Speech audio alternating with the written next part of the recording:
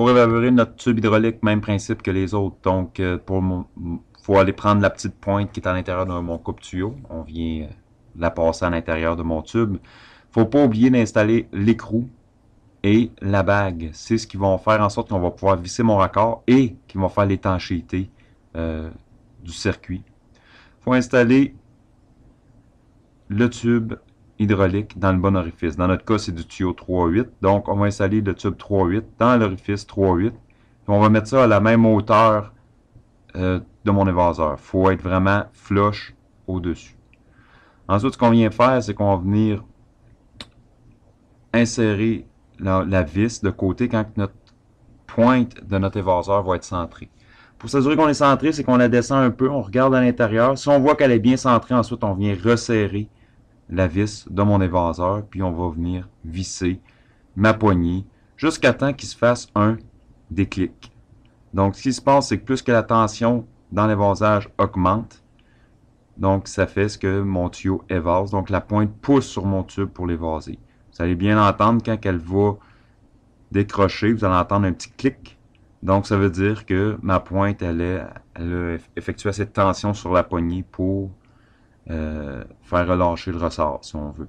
Donc, ici, quand on recule, elle va revenir, elle va reculer, elle va retourner. Donc, vous avez juste à dévisser. Donc, on visse, on clique.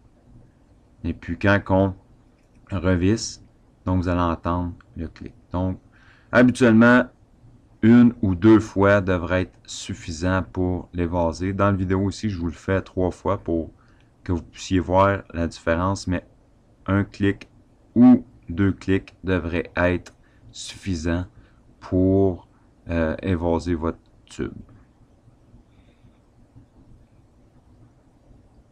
Une fois que c'est terminé, on dévisse complètement. On s'assure que la pointe est très bien sortie, donc elle n'accrochera pas à nulle part.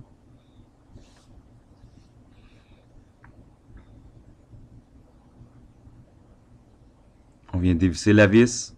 De côté, on la dévisse le plus possible. Puis on devrait avoir un fini d'un tuyau qui est évasé, donc qui est plus large dans le haut. Ce que vous faites, c'est qu'on va venir rentrer votre raccord puis votre bague. Ça doit monter librement.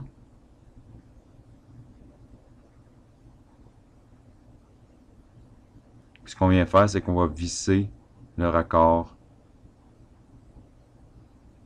sur, dans le fond, mon écrou. Ce qu'on va prendre, c'est qu'on va prendre 2 clés.